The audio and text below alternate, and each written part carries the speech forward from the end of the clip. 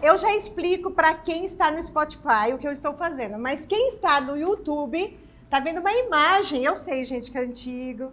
Pessoas da minha idade, um pouquinho mais, vão saber exatamente o que é isso. É uma fita cassete. É uma fita cassete de videocassete. Lembram disso? Então, todas as vezes que eu via uma fita dessa, eu só via entretenimento na minha frente. Mas ele, que está aqui do meu lado hoje, além de ver entretenimento, ele viu o futuro dele numa fita dessa, num filme, quando ele tinha 5 anos de idade, se eu estiver correta, tá certo? Vamos descobrir o que ele viu aqui e que trouxe ele aonde ele está. Onde que ele está hoje? Ele está num lugar de muito sucesso, é um empreendedor de sucesso, um empresário de sucesso, extremamente inspirador, que ganha prêmios, escreve livros e ajuda muita gente a desenvolver o seu potencial. Então vamos deixá-lo se apresentar, mas antes disso, aos lembretes. Aperte o sininho, dê like no episódio e compartilhe o episódio para chegar para mais pessoas, tá bom? Então vamos lá, por favor, Daniel Rodrigues, diga para eles quem és tu. Oi, Paula, obrigado pela introdução. Me emocionei aqui com você, me emocionei. Tem muito a ver com a nossa conversa anterior, né, da essência, de lembrar, né, da nossa criança interior que ajuda a dar aquela força para o nosso propósito.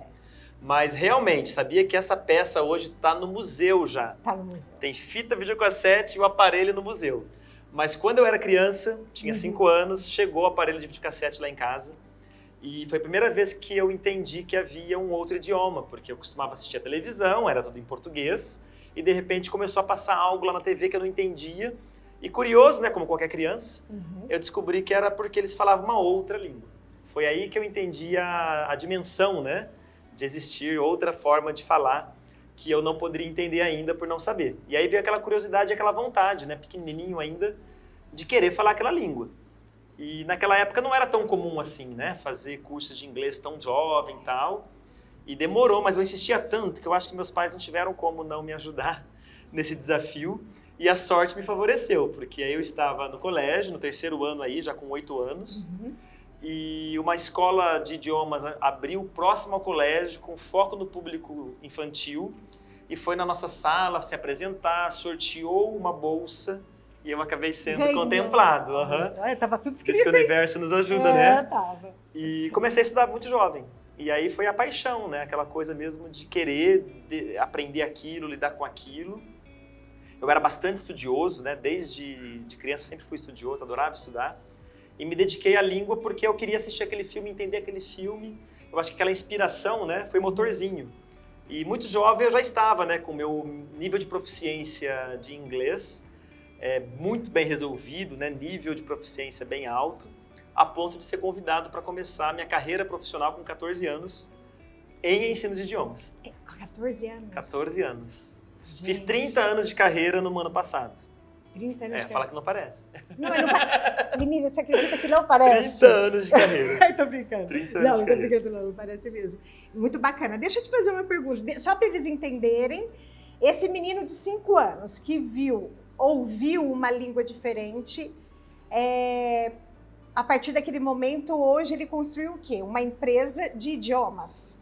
Uma empresa de idiomas. Na verdade, eu construí, né, a primeira empresa de consultoria linguística do Brasil, que é a CCLI Consultoria Linguística. A gente quis fazer uma mudança no modelo de negócios do mercado tradicional de idiomas, né, que no geral as escolas têm já um conteúdo programático pré-definido, né, tem o livro 1, o livro 2, o livro 3, o sequenciamento de temas e de escolhas lexicais, né? E o aluno que escolhe a escola, depois que escolheu, ele segue um programa já pré-definido. E eu percebia que muitos dos alunos que eu atendia, eles tinham dificuldades muito pontuais, né? Eles tinham necessidades que não estavam contempladas por aquelas escolhas do livro. E já numa fase posterior, né? Depois que eu já tinha concluído a minha faculdade, a minha pós-graduação, eu fui fazer um mestrado para pesquisar como eu poderia ajudar a resolver esse problema. E como eu era muito estudioso, né, ainda sou. Porque até esse momento ainda era no modelo antigo de negócio. Sim, ainda era no modelo antigo, eu era colaborador, né? Eu trabalhava para as escolas, né, como professor.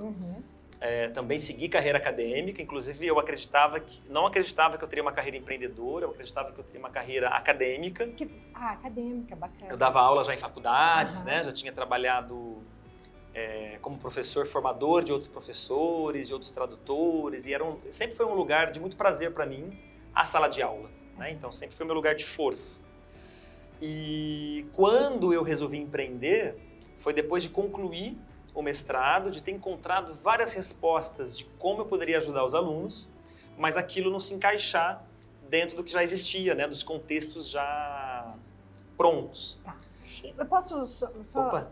E quando você fala dos modelos prontos, e aí a gente não está falando a gente não está desmerecendo os modelos antigos, mas qual que era a principal deficiência que você enxergava na produção desse conhecimento em mim como aluna, nesse modelo mais tradicional? O que eu mais critico, né? Tá. Eu também concordo, inclusive eu indico para vários colegas, né, várias opções que tem no mercado. E um dos problemas que existe na área educacional, como um todo, aí, Sim. não é restrito à área de idiomas, Uhum. é que não são todos os negócios que têm essa visão de mercado.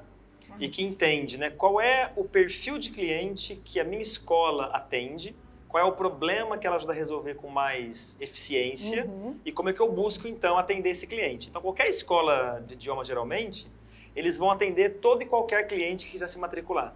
E eu tinha casos, por exemplo, de turmas, né, que eu tinha adolescentes pré-universitários, adolescentes universitários, adolescentes não, né, jovens universitários e médicos formados no mesmo grupo, porque eles tinham o mesmo nível. Apesar de terem o mesmo nível, eles não tinham o mesmo perfil, os mesmos interesses, o mesmo desenvolvimento, né, de objetivo para o idioma, o porquê do idioma na vida deles. Entendo perfeito. Era muito diferente. Então, o que eu enxergava de lacuna era uma abordagem que poderia trazer primeiro o porquê, para depois o quê. Ok. E foi aí que nasceu a consultoria. Então, esse é o grande diferencial, é propósito da até minha hoje. língua. A gente diz assim, que na CCLI, né, a nossa missão não é dar as aulas, porque dar as aulas acontece com muita frequência.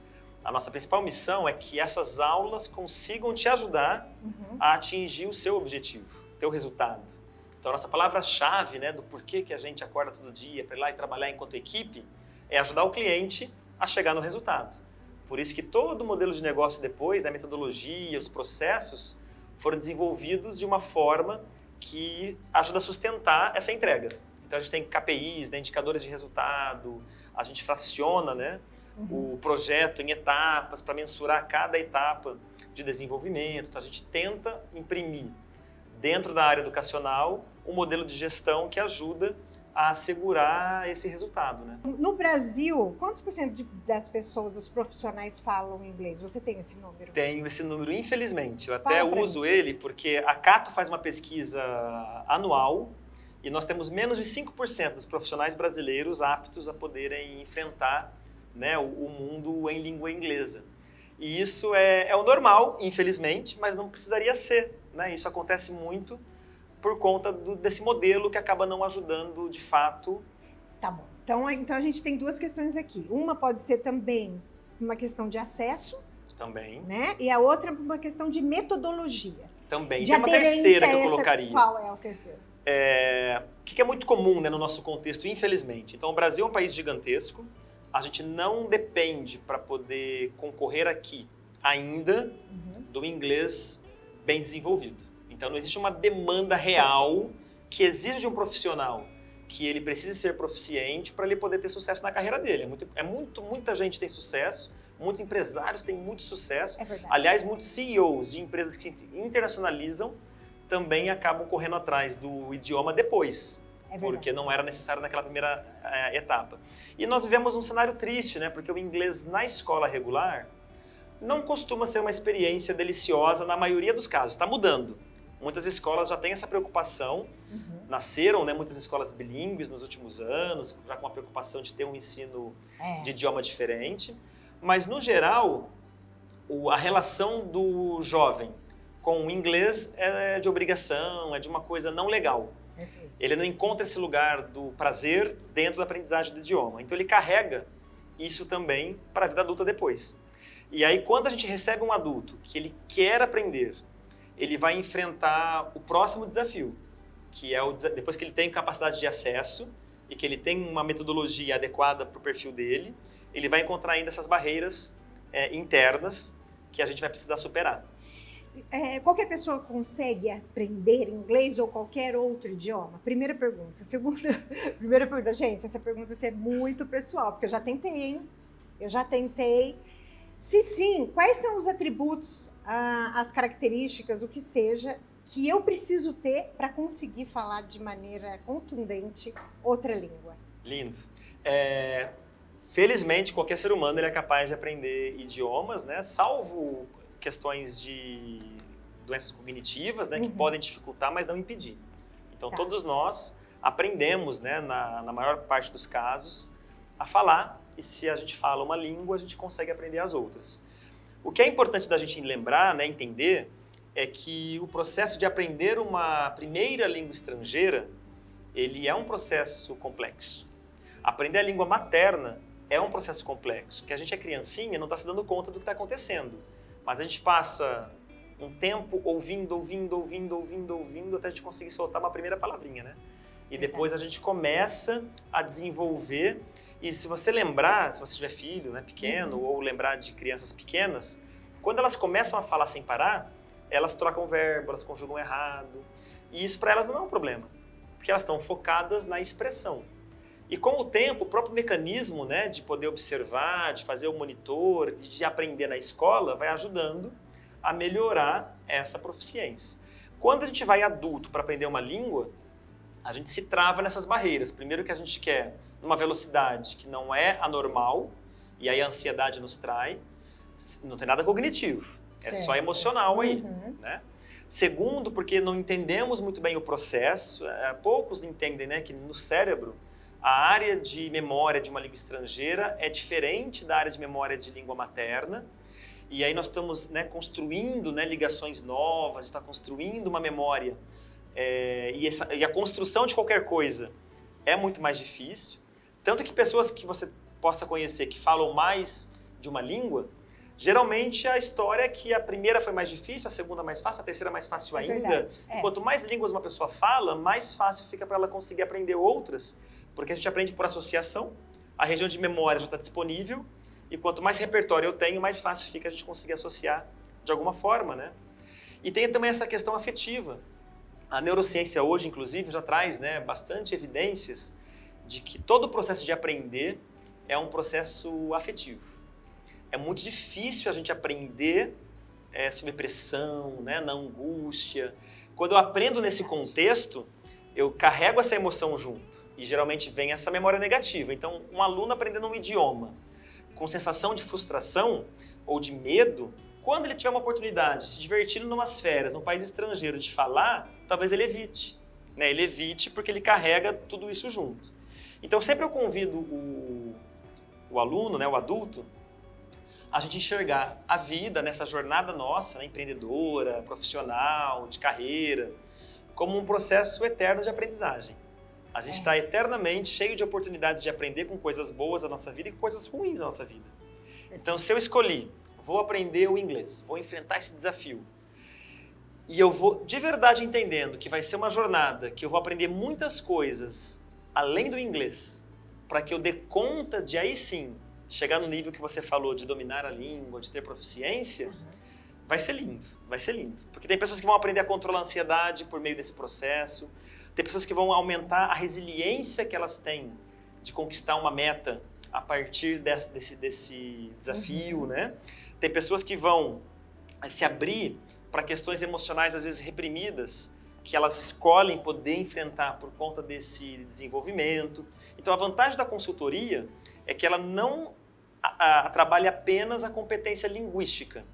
A gente tem, né, dentro da estrutura da metodologia, preparo para ajudar a trabalhar as competências comportamentais, as competências socioemocionais e também as competências linguísticas, que juntas nos ajudam a poder chegar no dia que a gente ouve aquele filme e consegue entender, ou melhor que isso, né, no dia que a gente está batendo um papo com alguém e não precisa evitar conversar, porque a gente consegue ser também quem a gente é em outra língua, e aí fica livre para poder se manifestar. Você sabe que você falou de vários aspectos que fez muito sentido para mim. Eu sei um pouco ler, eu escuto alguma coisa, mas eu não consigo falar. E todas as vezes, por exemplo, que eu fui viajar e que eu poderia exercitar um pouquinho do que eu aprendi, as pessoas que estavam do meu lado não tinham muito paciência de esperar eu construir, porque além de tudo, que são as questões emocionais que você falou, mas também de estrutura, de personalidade, né? Tem que ser tudo certinho. Então, mas você me fez olhar agora de uma forma diferente. Peraí, né? É uma coisa nova, vou tentar aprender que nem criança. É melhor se expressar do que não falar. É muito melhor se expressar. Quem sabe eu aprendo?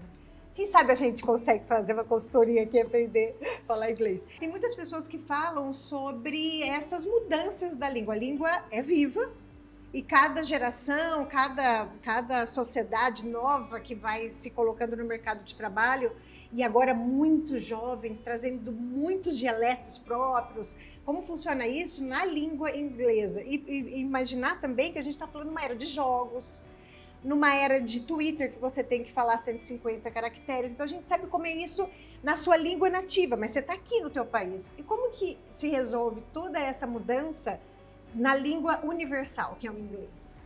Isso é bem complexo. Por exemplo, né, a questão dos jovens que você falou, ligando com a questão emocional que a gente falou agora há pouco, da intenção, né, que eu acabei não falando, mas na neurociência, além da afetividade, nós temos a intencionalidade, o querer.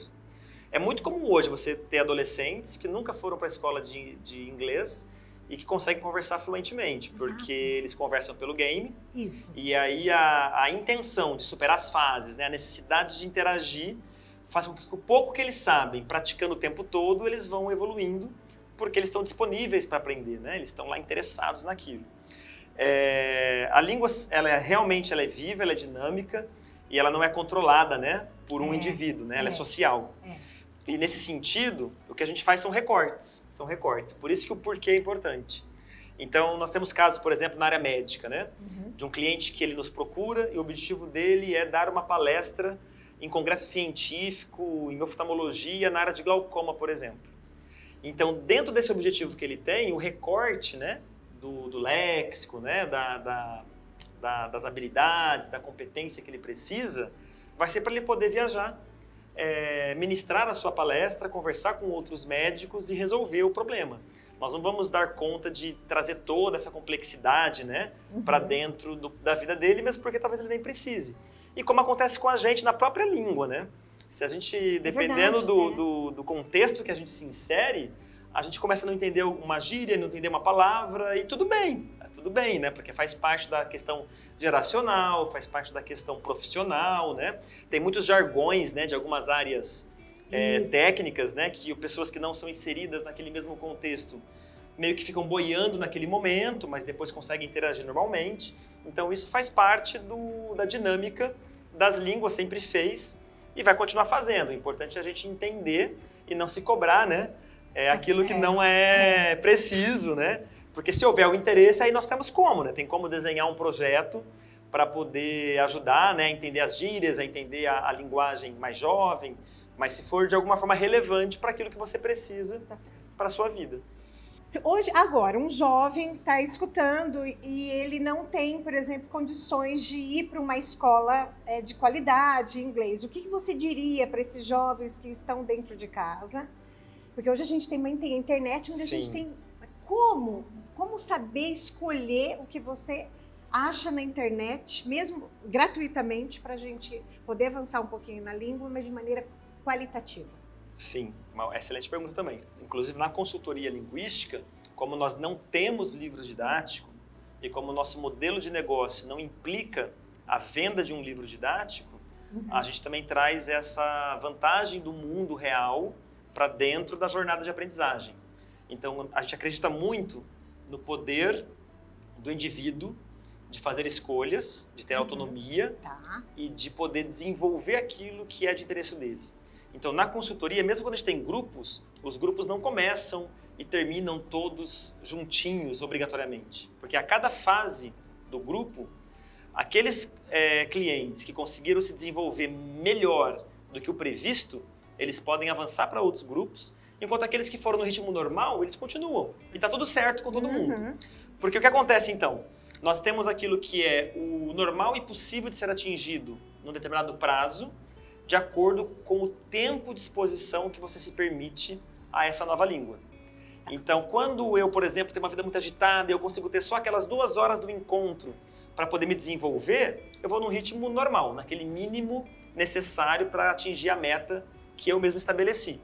Mas quando eu consigo ter 2 horas todos os dias para poder estar interagindo com todas as opções que a gente encontra hoje na internet, a gente pode criar a nossa jornada de autoaprendizagem, né? Inclusive o jovem que não tem acesso a estar numa consultoria ou numa escola e queira aprender uma língua hoje a gente consegue, né, por meio dessa escolha, né, da autodireção. Então eu vou me embrenhar num processo de aprender uma língua.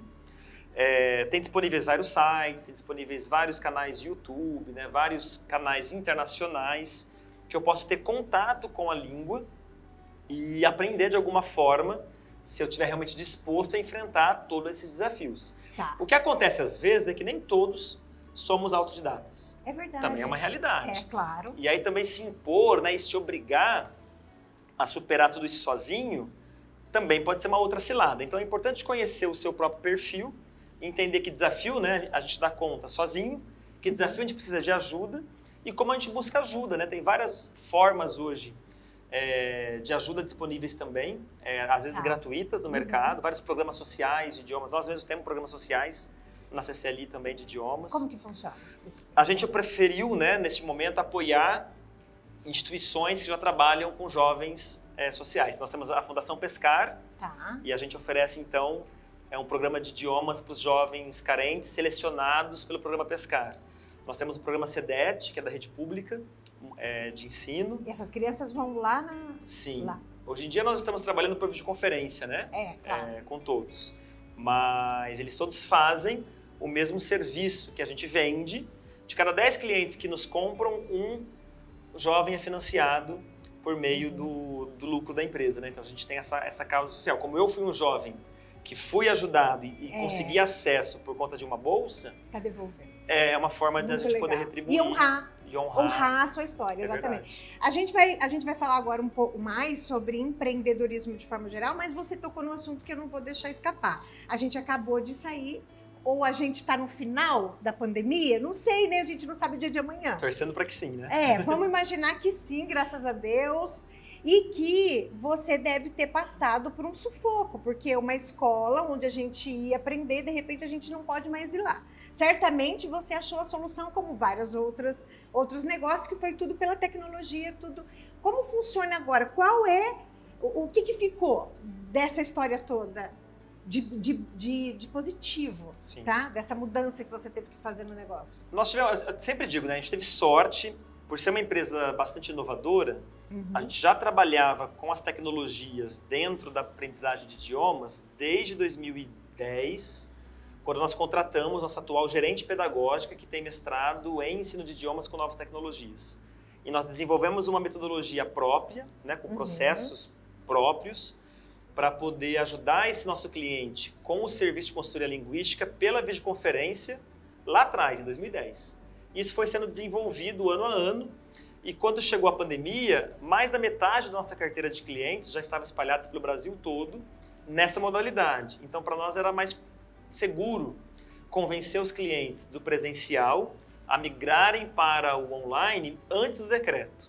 Então, quando chegou o decreto, todos os nossos clientes já estavam praticamente por opção nessa modalidade pela segurança, pela saúde, né? Mas a gente sabia que teríamos o desafio de aprender a trabalhar em home office e manter, né, a saúde mental, manter o equilíbrio, manter a força da equipe e da nossa cultura num ambiente totalmente novo. Porque a gente sempre trabalhou lá juntos, né? Então, o que fica hoje pra gente, que tem até a ver com os pilares da nossa cultura, né, inovadora, humanizada, é que realmente o propósito, ele rege dentro de momentos de dificuldade. E quando a gente consegue ter força dentro dele para entregar propostas de valor a partir dele, se sustenta em qualquer fase de crise ou não do negócio. E hoje, né, o que está sendo bacana é que muitos clientes que antes não enxergavam que seria uma opção bacana de aprendizagem a videoconferência, hoje que estão podendo voltar, muitos preferem não. Porque descobriram, né, que resolve o problema, é mais econômico, não tem deslocamento, economiza tempo. E consegue dedicar esse tempo que se deslocava para poder fazer outras atividades relacionadas ao próprio projeto de idiomas. Então tem mais vantagens do que desvantagens manter essa modalidade. Além da diversidade que a gente ganha hoje, né? Nos projetos em turma, a gente tem profissionais de vários lugares do Brasil, né? De empresas diferentes, de realidades diferentes, que torna ainda mais rica a troca, né? Uma troca que também traz a cultura. Mais um insight aqui que você me deu, mas agora arrepiou, hein, gente? Olha, a gente vai falar um pouquinho sobre... Como a gente vai falar de empreendedorismo, e como você é um empresário de sucesso, eles vão entender agora que você, além da CCLI, você tem outras empresas em sociedade, eu acho que todos, não sei. Então, a gente vai falar um pouco, você vai apresentar cada uma delas no exercício que a gente vai fazer aqui. Você vai contar cada uma delas, mas dizendo qual que são os principais pilares ou atributos empreendedores que essa empresa tem que ter para ser uma empresa de sucesso que ela é e ter uma longa vida. Mas antes disso, você falou aqui, e que eu fiquei arrepiada porque eu me conecto de alma com o que você falou, que é sobre propósito. Então, vamos começar a falar sobre empreendedorismo a partir do que é o propósito. O que é o propósito? E você pode contar um pequeno caso onde o propósito foi determinante para uma decisão tua? Conta porque eu adoro essas histórias. Você sabe que dentro dos pilares, né? Então nós temos essa visão dos 6 pilares da cultura inovadora humanizada, que vira nossa bússola de orientação para resolver problemas, crises, situações, né? E o primeiro deles é o propósito. E o propósito, ele tem muito a ver com a palavra que você usou, com a alma. Então, geralmente o empreendedor, quando ele escolhe fundar um negócio, quando não é por necessidade da obrigação do contexto, né? Como aconteceu com a pandemia, de muitas pessoas precisarem empreender porque perderam emprego, por exemplo. Quando é realmente uma escolha profissional, tem um porquê muito forte, que faz com que ele queira abrir mão de um outro tipo de carreira e sair, né, empreendendo. Tem muito a ver com a alma dessa própria pessoa que escolhe correr tantos riscos, né, dentro da vida corporativa, da vida empreendedora, porque tem muita dificuldade, tem muito dissabor, tem muito aprendizado e precisamos estar abertos a tudo isso. E aí, se abastece a alma, abastece o que é essencial para isso acontecer. Então, o propósito é um esteio. E sabe que eu tive uma experiência muito bonita? Em 2019, o nosso último evento presencial de aniversário, que a gente reúne a CCLI e o Segente, eu recebo muita gente de fora que vem nos prestigiar e participar. E uma visitante de São Paulo, depois que ela fez um tour conhecendo todos os negócios, tomando um café, ela pergunta: como é que você dá conta de ter tanto negócio diferente? E no papum eu respondo para ela: mas quem falou que são diferentes, né? Porque para mim é muito parecido o propósito que a gente defende.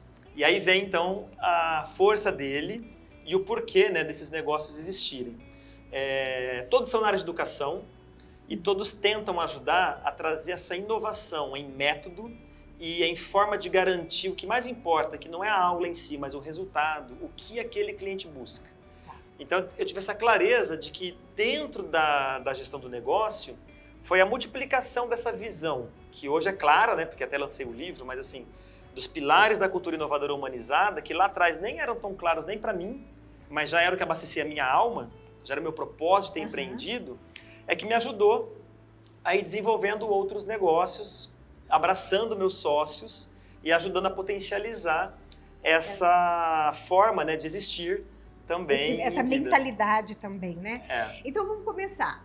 Eu não sei quantas são empresas que você é sócio, mas vamos começar, por exemplo, da seguinte forma. Você fala qual é a empresa e fala 1 ou 2 atributos que você acha que é inerente daquele negócio para que ele tenha o sucesso que tem e que ele tenha vida longa. Então vamos começar pelo Varanda Verde. Que eu adoro e vou lá muito. Que lindo! Gente, é uma delícia, uma delícia! E você começou bem, porque você começou pelo mais recente, né? Então vamos lá. Isso é bonitinho. O Varanda Verde é um café, né? Um café que serve refeição, manhã, tarde e noite. Uma alimentação saudável, natural, balanceada. E com muito carinho e muito cuidado, né? Eu acho que no Varanda, o duro que eu vou ser muito repetitivo. Eu acho que todos eu vou falar as mesmas coisas. Não tem problema. Mas até para eles conhecerem me vem à cabeça assim, o amor e o carinho pelo que é feito, né, das pessoas, e o propósito como o esteio das decisões, que você perguntou antes. Nós vivemos isso, porque o Varanda, ele já existia, e durante a pandemia, né, eu também tinha um café, E conversando com o Mauro, que eu também já era fã do Varanda, a gente resolveu fazer essa união e nos tornamos sócios e trouxemos mais outros 2 sócios para nos ajudarem nesse negócio. E quando começou, né, a relação e a ter que tomar decisão, a gente percebeu que o que unia era a proposta de preservar e crescer o Varanda da forma que ele nasceu, para entregar uma alimentação saudável, equilibrada, bem balanceada. Então, na hora das divergências, esse propósito iluminava as escolhas e facilitava as decisões. Então, você falou disso, eu preciso... Gente, é tanta coisa rica que você falou dos seus sócios, aí você trouxe mais 2 sócios. É só um adendo que você pode falar também, a importância... Esses dias me perguntaram no meu Instagram, Paulo, eu devo ter sócio ou não? Eu conversei durante 2 horas com uma pessoa, mostrando para ela o que é sociedade dentro da minha perspectiva e experiência, porque é perspectiva e experiência. O que você pode falar sobre sociedade? Se essa pessoa te perguntasse, eu vou abrir um negócio, eu devo abrir com um sócio ou não? Eu diria assim, ó, primeiro tem que se conhecer. Eu, por exemplo, quando eu comecei, eu tinha esse mesmo medo. Então eu fui sem sócio. E eu acho que foi a melhor coisa que eu fiz, porque eu não estava preparado. Se eu tinha um medo, eu não estava preparado para conseguir dividir naquele momento aquele sonho com alguém. Perfeito. No nível de sociedade, né, de decisões. Claro. Hoje eu entendo por quê. Eu tinha realmente uma loucura na cabeça, eu queria fazer aquela escolha e tentar ver se dava certo, e se não desse, eu arcaria com o risco. Eu não estava disposto a ir para um outro caminho para a sobrevivência financeira. E o meu medo era que o sócio pudesse obrigar a isso. E numa fase mais madura, quando eu comecei a ter a minha primeira experiência com sócio, foi dentro de casa. Então eu tinha uma funcionária que ela teve uma iniciativa maravilhosa de montar um grupo sozinha e levar esse grupo para fazer um intercâmbio na Itália. E eu falei, gente, então essa menina tem o talento que eu precisava para montar um negócio da CCLI para o intercâmbio. Foi minha primeira relação de sociedade, inclusive com ela eu aprendi muito, devo muito a Letícia, porque eu já tinha confiança por já ser colaboradora e fui desenvolvendo esse trabalho em sociedade. Hoje a CCLI representa o STB Brasil em todo o Noroeste Paulista, né? Então a gente tem, por meio do escritório da STB, parceria com escolas de idiomas e faculdades do mundo todo.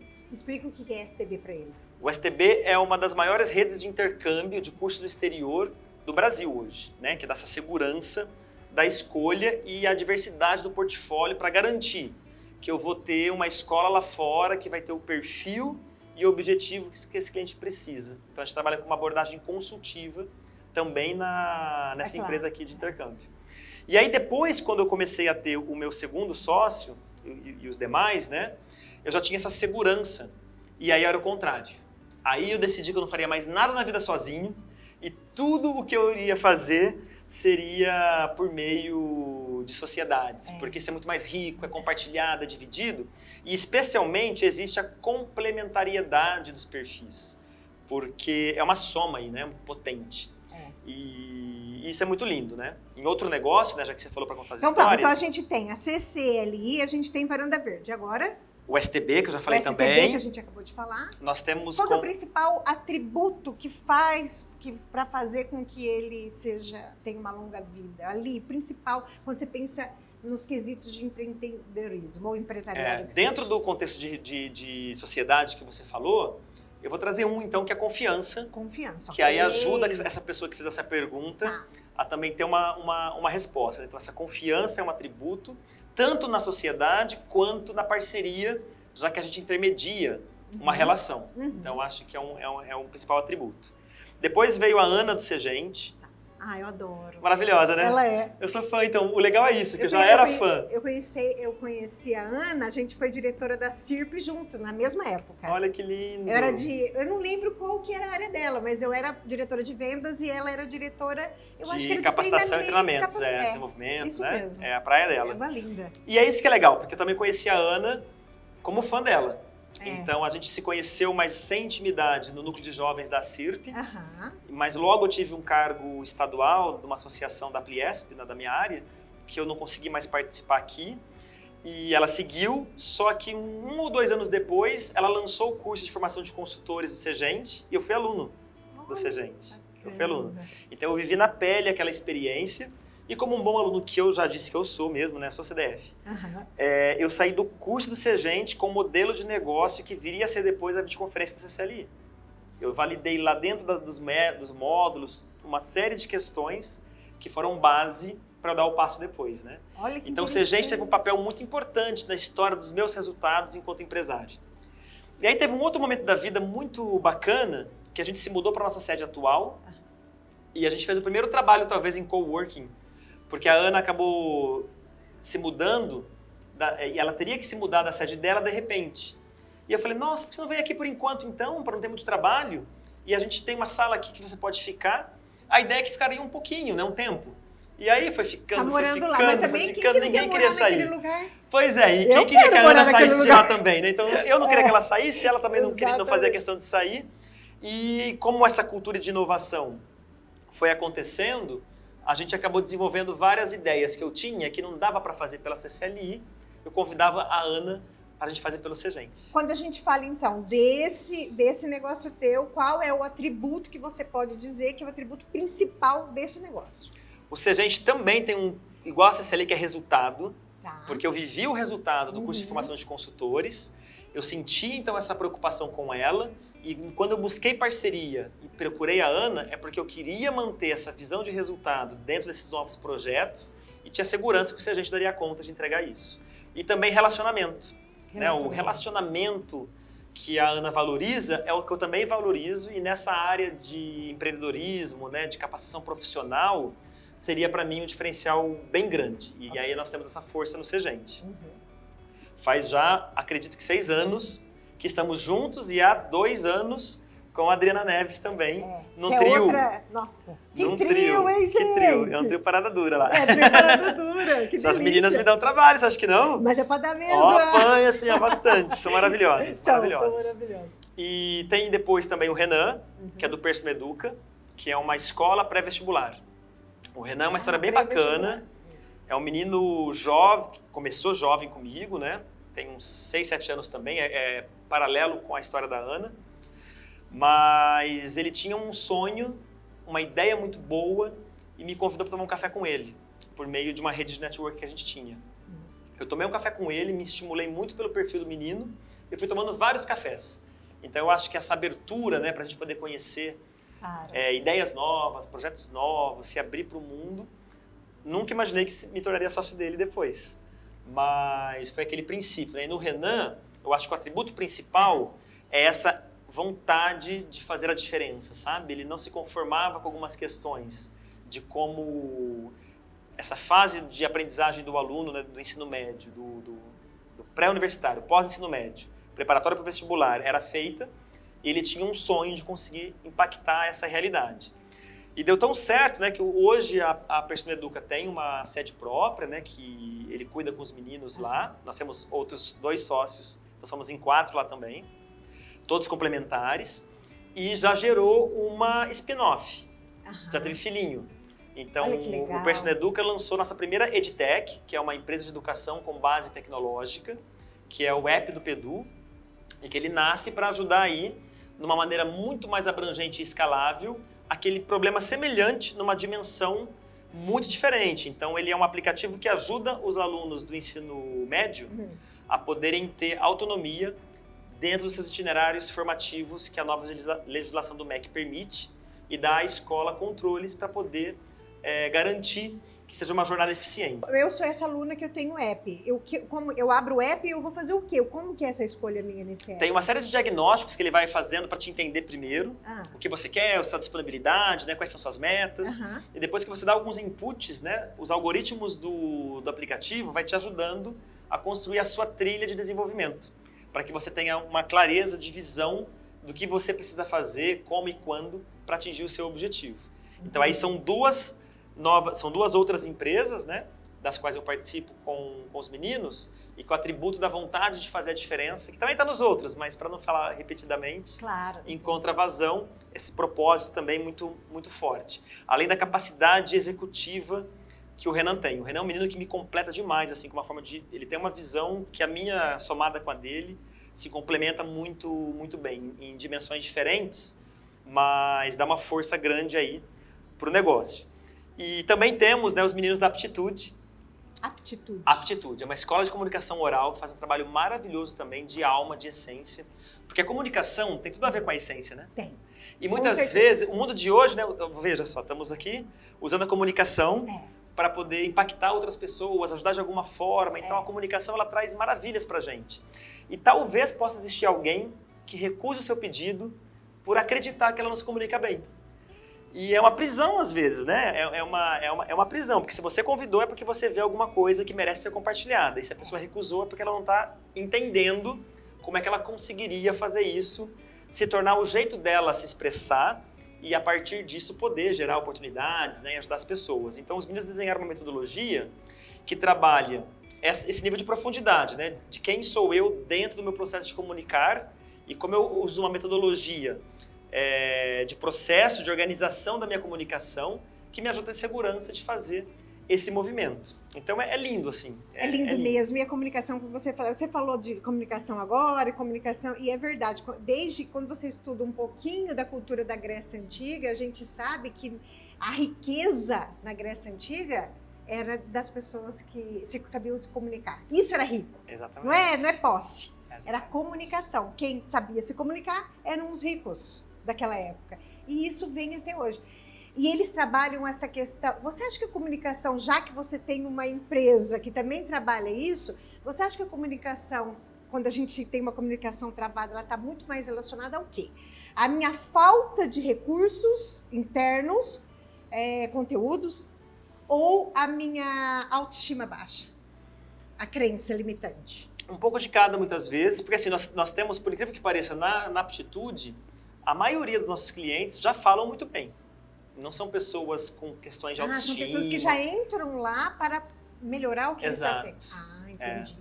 Claro que também tem as pessoas que precisam de acessar, né, essa dimensão de construir a autoestima para poder abrir-se para essas oportunidades, mas muitos já são empresários, empreendedores, vendedores, líderes das suas áreas, né, e que entenderam que a comunicação é uma ferramenta, não é ferramenta, não é essa palavra, mas ela é extremamente importante para conseguir garantir ainda mais os seus próprios resultados. Perfeito. E aí busca ganhar um nível de competência maior do que o que já tem. O lindo da vida é isso, né? A gente sempre consegue ir um nível acima se a gente quiser, né? A gente nunca vai estar pronto no máximo, porque os desafios mudam o tempo todo e a gente pode sempre aprender a conseguir lidar com eles. Tem mais alguma? Para fechar, nasceu, né, na pandemia também o Pollen, que é um hub de inovação focado na área educacional, justamente para ser um aglutinador de todas essas ideias. É uma empresa de tecnologia? É uma empresa que também tem a tecnologia, mas é um hub que tem como objetivo conectar outras empresas fora aí do meu contexto com as empresas do nosso contexto, que tem um objetivo comum de ajudar a inovar dentro da área educacional.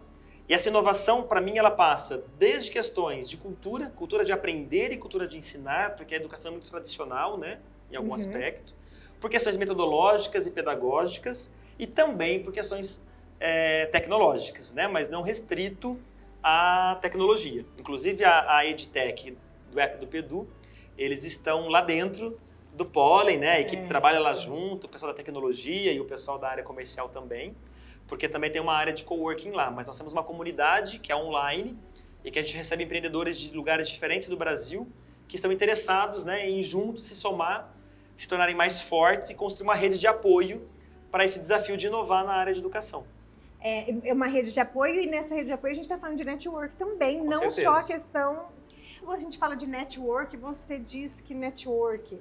Ele é um dos principais ou o principal, como que eu posso dizer, valor para que o teu negócio avance? Você acha que ele tem esse peso todo? Eu acho, eu vou mudar a palavra, porque assim, existe várias interpretações para o networking. Exato.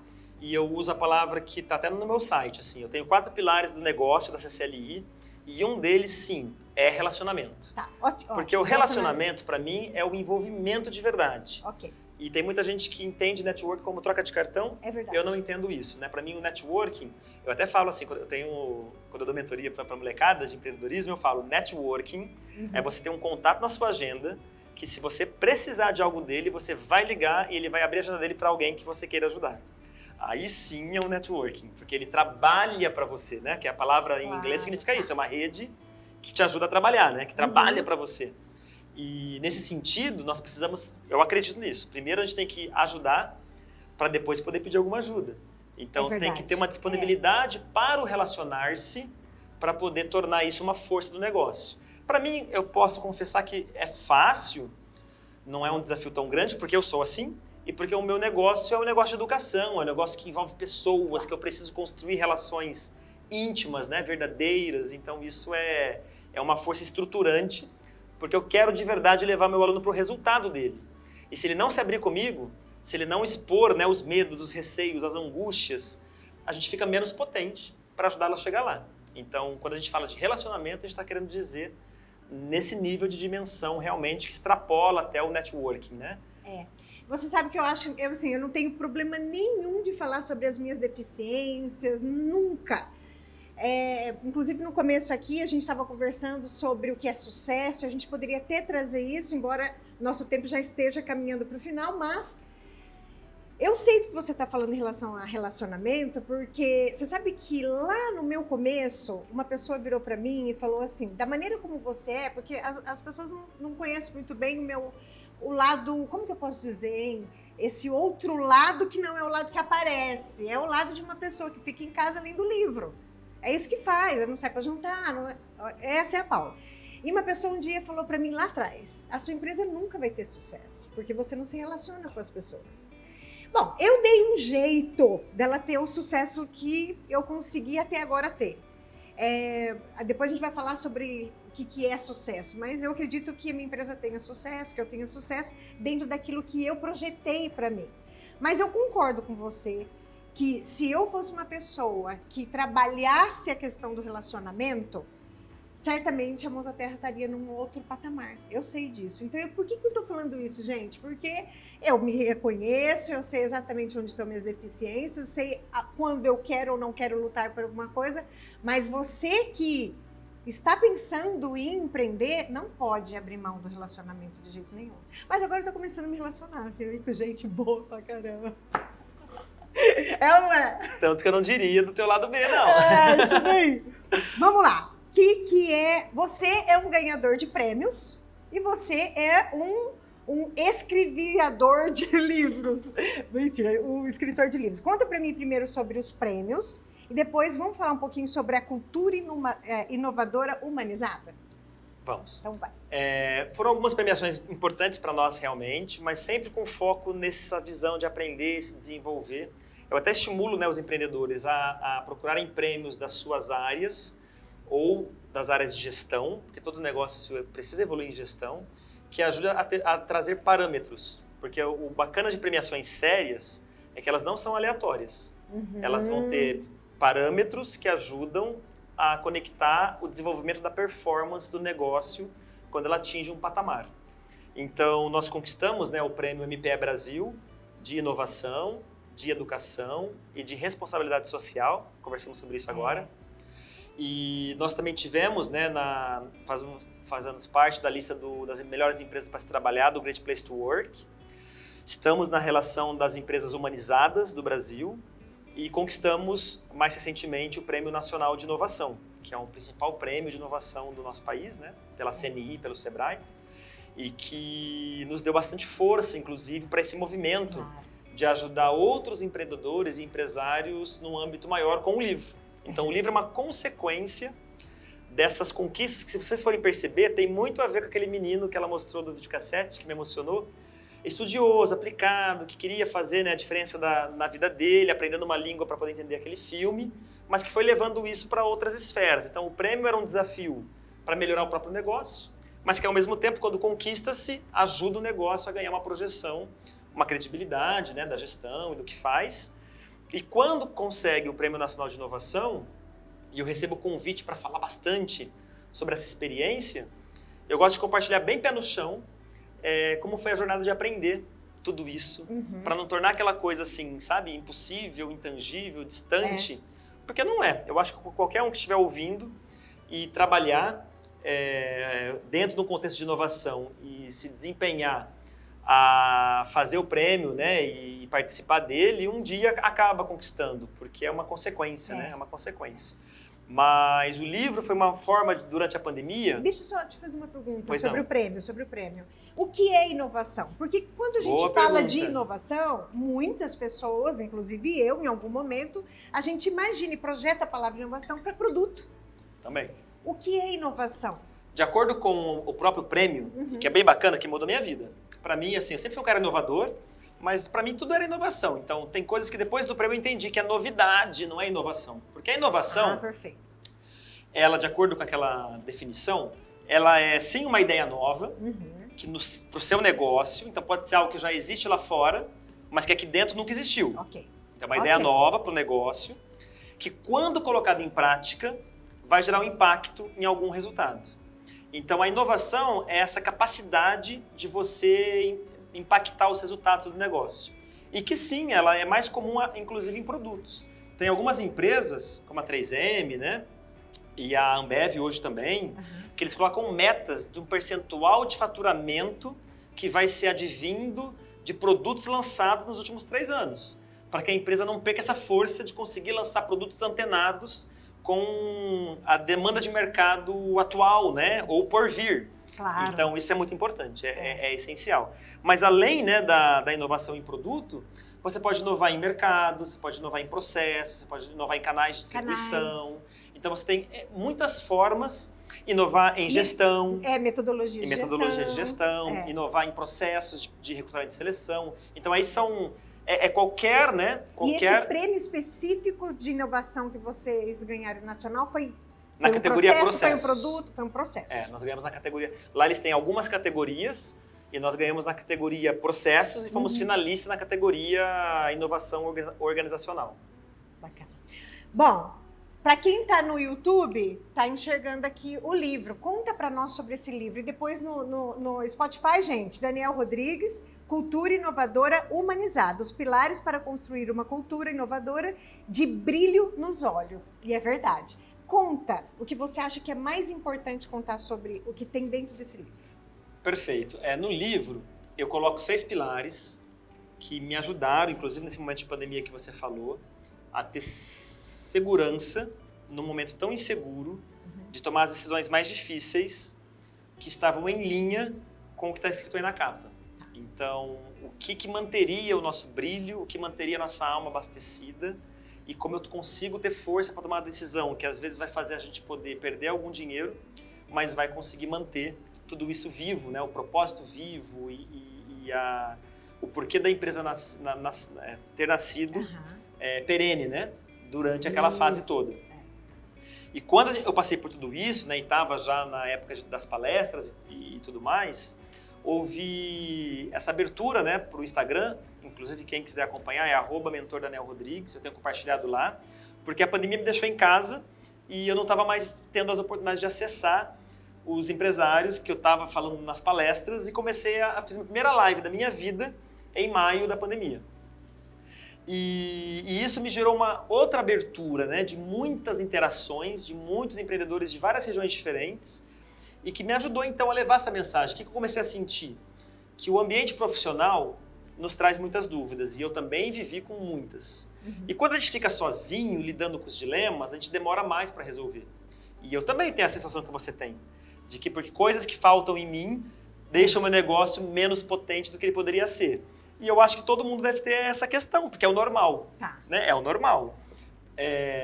E aí, dentro da minha visão, a minha régua de sucesso tem muito a ver ao porquê estar existindo e aí abastecendo as possibilidades desse porquê existir e se expandir. E quando eu consegui ter essa visão de colocar isso em linha mais processual e metodológica, o livro ajuda, né, o empreendedor que tem um negócio porque ele realmente acredita no propósito e às vezes precisa otimizar um pouco melhor, né, a forma de declarar isso e de organizar isso dentro do modelo de negócio.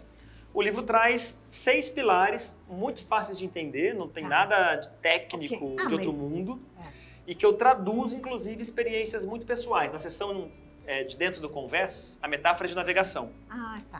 eu trago... E é uma navegação mesmo, porque tem dia de sol e tem dia de muita ventania. E dizem que tempestade que faz bom marinheiro. É verdade. Então, a gente não quer passar por ele, mas depois que a gente passa tem que... É sempre bom lembrar disso. Né? E aí é um pouco disso. Então o livro vai ajudar a reforçar a cultura do negócio. Porque no mundo de hoje, que tudo é tão fácil de copiar, você lança um produto hoje novo, alguém consegue pegar um 3D e fazer uma réplica muito parecida e que vai estar no mercado. E nós estamos lidando com isso, né? Com a cópia, com a imitação, com uma série de coisas. Mas do nosso negócio, o que vai ser muito difícil de copiar? A cultura do negócio. Então, a forma de você conduzir a mãos da terra, né? A forma de você fazer isso crescer, de lidar com os clientes, de fazer isso ter valor, isso é bem difícil de ser copiado. Então, se torna um diferencial competitivo no mundo de hoje, né? Um principal ativo que a gente pode dar para o nosso negócio em termos de legado é a cultura. Porque nós podemos ir e se a cultura for bem consolidada, o negócio consegue perseverar. É verdade, concordo plenamente. A gente vai fazer o seguinte, como aqui a gente fez um episódio falando sobre empreendedorismo, eu falei para algumas pessoas que você viria. E essas pessoas me deram 1, 2, 3, 4, 5, 6, ou vou falar competências, ou habilidades, ou atitudes que você tem, que elas reconhecem em você. Eu vou te falar quais são e você vai contar um episódio onde você foi contundente nessa capacidade aqui. Uau! Vamos fazer? Pegadinha. Vamos. Liderança. Ele tem uma capacidade de liderança absurda. Conta um caso em que você reconhece. Bem bonito assim na minha vida. Eu gosto de atividades sociais e muitas pessoas acham que isso é perder tempo, né? Mas quando eu pude, né, assumir a presidência do meu Rotary Club, eu tive o desafio de liderar outros líderes.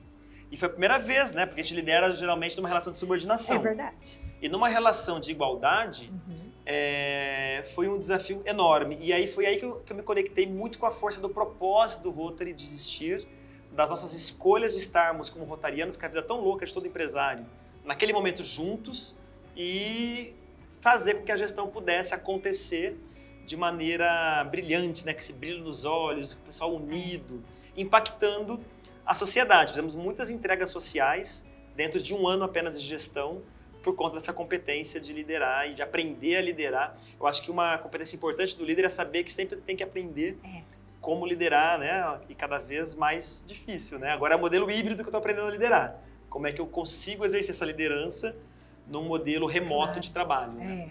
Deve ser realmente bem gostoso a gente perceber que a gente conseguiu exercitar aquela competência com pares. Muito legal. Inovação. Ele é um inovador. Conta um caso de inovador. Você fala, nossa, Paula, ali realmente eu fui... Eu vou contar o próprio da CCLI mesmo, que eu já contei, né? Que para mim é o meu principal case da minha vida, que foi um professor que nunca teve ambiente empresarial, que nunca teve ambiente de empreendedorismo, ter tanta coragem, né? De abrir o seu próprio negócio, porque era de fato o que a alma pedia, né? O que o coração mandava. E como isso tem força, porque às vezes a gente acha que não. Se fosse o mundo de hoje, eu não sei se eu não ficaria escondido atrás de tantas necessidades que eu precisaria ter antes de poder dar esse passo, né? Mas como eu fui com a principal força que a gente pode ter, que é o nosso de dentro lá para fora, eu fui superando as minhas dificuldades e aprendendo com a vida, né? Porque era importante para mim poder inovar na minha área, porque eu não conseguiria mais viver conformado às opções existentes de trabalho como professor. Ele tem um foco absurdo. Eu até brinco. Eu tenho um lema com a equipe que eu falo que o segredo do sucesso, todo mundo pergunta, né? Segredo do sucesso, como se fosse fácil ter um segredo, né? E aí, para poder responder, eu comecei a brincar. Eu falei assim, então são 3 segredos. O primeiro é foco, o segundo é foco e o terceiro é foco. É então foco no curto, no médio e no longo prazo, né? Então, eu acho que a minha habilidade de foco me ajuda a conseguir lidar com tantos contextos que você me explorou hoje, né? Que eu tenho uns contextos de sociedades diferentes, de áreas diferentes, de livro, de palestra, de Rotary, de ACIRP, e me entregar de verdade quando eu estou naquele contexto, porque eu estou lá inteiro, naquele momento, para exercer aquele papel. Eu acho que isso é uma capacidade de foco, de silenciar o que está fora daquilo e de viver aquele momento, né? Foco, às vezes, é saber falar o sim e o não? Certeza que foco é aprender a dizer o não, especialmente. De foco, assim, que você teve que uma bem difícil mesmo, assim. É bem difícil. Teve uma fase da nossa vida empresarial, quando a gente começou a ter muito sucesso, que a gente quase foi incorporado por um grande grupo. Tá. E naquele momento, como eu tinha esse cuidado do coração, da alma, o que me impediu, né, de dizer sim e me deu coragem de dizer não, eu estaria muito mais rico hoje do que eu sou, né, se eu tivesse tido a coragem de dizer o sim. Mas como veio de dentro a coragem do não, foi um não que eu dei pelo foco que eu tinha no meu propósito. Então eu acho que é o foco naquele momento em mim, né, em quem eu sou e no que eu queria para o meu negócio, que não era só a grana, mas eram várias outras coisas que eu poderia perder naquele processo de expansão que não me deu coragem na época de dizer o sim. Extremamente disciplinado, ave demais. Foi assim que me falaram, ave demais, deixei marcado aqui, conta. Isso é foco e disciplina. Foi até um lema de 2019 para mim, assim, eu tenho um lema por ano, então 2019 foi foco e disciplina. Eu sempre fui disciplinado, eu acredito que a disciplina ela nos ajuda a nos organizar. Então, como eu sou bastante curioso e eu gosto de fazer coisas diferentes, para eu não me perder, né, e me sabotar nisso, a disciplina é minha força, que me ajuda a ter bem definido que horário eu faço cada coisa, né, quando eu faço cada coisa, e aí sim ter energia para cumprir aquilo que eu mesmo escolhi, porque eu acredito no poder da escolha. Preciso ser coerente com o que eu mesmo falo, né? E aí é uma força que me ajuda a poder ajudar, por exemplo, o contexto todo que a gente conversou aqui hoje. Tem mais duas características. Ele é extremamente resiliente. Conta uma história de resiliência. Nossa, minha vida inteira. Eu sei. Imagino mesmo. A resiliência, né? Quando eu comecei a minha carreira, eu tive que escolher fazer a faculdade que eu queria, que era letras. Eu era um aluno muito aplicado, eu era o melhor aluno da turma. Quando tinha aqueles vestibulinhos, eu sempre ficava em primeiro lugar, ganhava prêmio, né? Então, eu tive uma pressão muito grande para poder escolher outras coisas que não fosse ser professor. E eu tive essa força, né? Essa resiliência de ir superando todas as dificuldades que me traziam, muito jovem e imaturo, para conseguir garantir o que eu queria de verdade para mim, né? Então, eu acho que a resiliência ela veio depois também com a pandemia, por exemplo, né? Quando a gente teve que lidar com todo mundo teve que lidar, reconhecer a sua resiliência, né? Exatamente. Ou desenvolver. É verdade. E até tem um livro que eu li na pandemia, inclusive, para me ajudar a ter força, que é do Talim Saleb, Antifrágil, que ele fala muito da resiliência, né? E eu acredito nisso. Quando a gente está com o nosso na reta... Ai, desculpa, mas é o que ele fala. Não, mas o nosso na reta tá o tempo todo. Ele diz na assim pandemia, então... Que essa escolha de viver o propósito, de viver a essência, de viver a alma, quando a gente está de verdade dentro daquilo, aí a resiliência, ela existe. Porque a gente vai ser capaz de garantir aquela escolha e de se adaptar, porque aquilo é mais importante do que a gente. Para finalizar, ele é extremamente estrategista. Conta um episódio onde o seu pensamento estratégico fez a diferença. Eu acho... Putz, que pergunta difícil, né? Eu faço até mentoria... eu tô aproveitando para aprender aqui. Eu faço mentorias, inclusive, de estratégias de negócio. Eu gosto muito dessa dimensão, porque estratégia é algo que você desenha. É verdade. E que nem sempre dá certo, né? Mas você desenha. Como eu gosto de poder exercitar a criatividade, mas eu não trabalho com uma área criativa, talvez na estratégia seja onde eu permita, né, poder trazer criatividade. Então eu gosto muito de ter problemas que eu preciso resolver. E aí eu vou dar o exemplo então da videoconferência dentro da CCLI. Ela surgiu não como uma estratégia, ela surgiu por um problema de alguns alunos nossos que viajavam muito, perdiam aula e não tinha o desempenho de resultado que era esperado naquele período. E aí eu falei, não, temos um problema, vamos criar uma estratégia para poder lidar com isso. E usamos a videoconferência para poder repor esses encontros que eles perdiam. Aí eles faziam de onde estivesse, não tinha mais desculpa. E quando eu percebi que estava funcionando e a gente estava desenvolvendo forma de funcionar cada vez melhor, aí virou a estratégia de expansão do negócio. Então eu falei naquele momento, nós vamos crescer para o Brasil inteiro sem precisar abrir unidades, ter o custo operacional físico, porque nós vamos crescer por meio da videoconferência. E aí hoje, né, muitos anos depois, isso está se materializando em forma concreta aí de expansão nossa.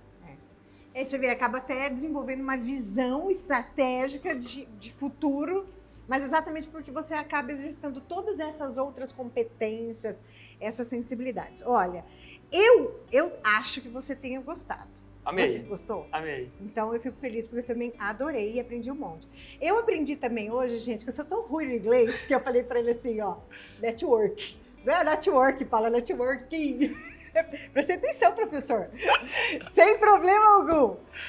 Para terminar, eu queria que você deixasse um recado para novos empreendedores. Qual é a palavra-chave? E também para empreendedores como eu, que já tem uma empresa consolidada e que tem uma visão de longo prazo aqui. Isso daqui... Eu vou deixar a mesma palavra para os dois, assim. Então, eu sou... Fazer um disclaimer primeiro. Vai. Eu sou uma pessoa romântica, tá? Sou canceriano, né? Sou um bom romântico. Mas eu vou usar a palavra paixão. Paixão. Eu acho assim que quando a gente tem esse poder de escolher empreender em algo que a gente é apaixonado por aquilo, mesmo quando não dá certo, a gente encontra jeitos de conseguir fazer dar. Concordo. Porque a gente não vai abrir mão daquilo que a gente está apaixonado. A gente pode abrir mão do modelo de negócio, da forma que a gente fez, do produto ou do que está, mas a gente vai usar aquela experiência como força para perseguir aquela mesma paixão, né, de uma outra forma. Que pode até ser como um funcionário, de repente, né, para o novo empreendedor, por exemplo. Mas... É importante o que você falou, que gente, é muito importante. As pessoas entendem o empreendedor como alguém que é um empresário. Não necessariamente. Antes de ser uma empresária, eu fui uma grande empreendedora nas empresas que eu passei. Empreendedorismo é o quê? É uma mentalidade, é um estado de espírito, o que é? Talvez, é uma boa definição a sua. Eu digo até, hoje em dia tem um termo, né, intraempreendedorismo. Que é para confortar talvez isso, né? Porque empreender não obrigatoriamente precisaria ser apenas um novo negócio. Exato. Né? Mas claro que está muito associado a esse contexto, e não está errado pensar assim, claro. Empreender também é abrir novos negócios, mas é fazer algo novo, fazer acontecer, é tirar do papel e fazer para a vida real. Né? Porque empreendedor dentro de uma empresa é ser estrategista, é ter foco, é exercer a disciplina, tudo aquilo que a gente falou do que você faz, porque eu posso fazer isso dentro de uma empresa. Com certeza. Isso é um grande executivo. E são profissionais muito valorizados. Isso é muito importante também. Olha, eu tinha certeza que eu ia adorar. Eu espero mesmo que vocês também tenham aproveitado muito. Eu aprendi. Eu acho que a gente sempre aprende com uma pessoa como você. Adorei sua vibração. Vocês não têm ideia da vibração, da alegria que ele fala aqui. Teu olho brilha. Adorei. Ó, deu match, hein? Como que é? Deu match. Deu match. Deu match. Então, você é canceriano, eu sou geminiana, mas todo o resto do meu mapa é água também, é peixes. Então, ó, a gente tá na mesma vibe sensível. Fala pra eles, então, agora como continua te acompanhando. É isso, porque eu acho que valeu muito. Valeu muito, Paula. Obrigado pela oportunidade. Sempre bom contribuir de alguma forma. Quem quiser continuar acompanhando, o Instagram tem sido o canal mais utilizado hoje, é @mentordanielrodrigues. É só seguir lá, mandar direct que eu respondo um a um, eu mesmo, beleza? É isso aí, ele mesmo. Gente, muito obrigada por ficar até o fim. A gente está no estúdio da Mãos da Terra e patrocina o podcast Bossa Nossa. Espero que vocês tenham gostado. Escute mais vezes, porque tem muito ensinamento aqui. Quando a gente fala de empreender, não importa se é dentro da empresa onde você está trabalhando ou abrindo um novo negócio, existem muitos desafios, mas se tiver paixão, como ele falou, e eu concordo que é a palavra-chave também, a gente consegue desenvolver a nossa resiliência e a gente segue navegando pelo mar, Exatamente. Pelo mar do empreendedorismo. Obrigada. Até a próxima. Obrigado.